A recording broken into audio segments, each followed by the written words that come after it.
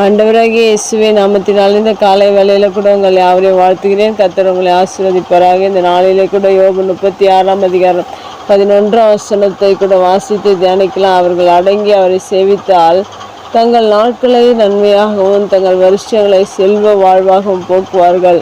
மிக அருமையான வேதவசனம். இந்த வேதவசனத்தை கூட அடங்கி என்று சொல்லப்பட்டிருக்கிற ஆண்டவருக்கு அடங்கி அவரை சேவிக்க வேண்டும். இந்த உலகத்தில் மனிதர்களுக்கு அடங்குகிறார்கள், ஆனால் தேவனுக்கு அடங்கி அவரை சேவிப்பவர்கள் மிக குறைவாக இருக்கிறார்கள்.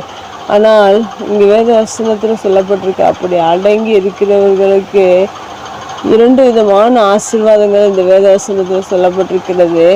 முதல் ஆசீர்வாதம், நம்முடைய நாட்களை ஒவ்வொரு நாளும் 365 நாட்களும் தேவன் நமக்கு நன்மை செய்கிறவராக இருக்கிறார். நன்மையாக என்று சொல்லப்பட்டிருக்கிறது.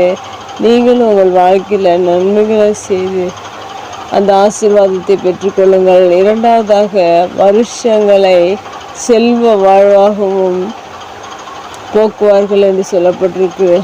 மெய்யாகவே நம்முடைய தேவன் நம்மை ஆசீர்வதிக்கிறவராக இருக்கிறார், செல்வத்தை கொடுக்கிறவராக இருக்கிறார், நன்மைகளை கொடுக்கிறவராக இருக்கிறார். நம்முடைய வாழ்க்கையில் இதெல்லாம் ஒவ்வொரு நாளும் கடந்து போகும்படியாக, நம்மை ஆசீர்வதிக்கும்படியாக, நாம் கர்த்தருடைய வார்த்தைக்கு அடங்கி போகும்படியாக தேவன் நமக்கு உதவி செய்திருக்கிறார்.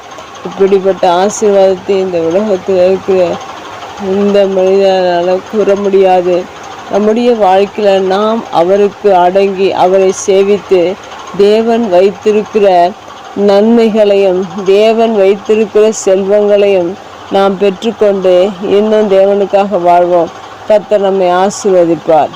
கண்களை முடிச்சு வீட்டில் எங்கள் அன்பு தகப்பனே, இந்த அருமையான வார்த்தைக்கு நன்றி செலுத்துகிறோம். இந்த வார்த்தையில் இருக்கிற நம்முடைய வார்த்தையின் பிரகாரம் நீர் அவர்களை ஆசீர்வதிப்பீராக, நன்மைகளை கொடுப்பீராக, செல்வ வாழ்வை ஒவ்வொருவருக்கும் நீர் கொடுத்து நடத்தும்படியாக இந்த கரத்தில் ஒப்பு கொடுக்கிறோம்.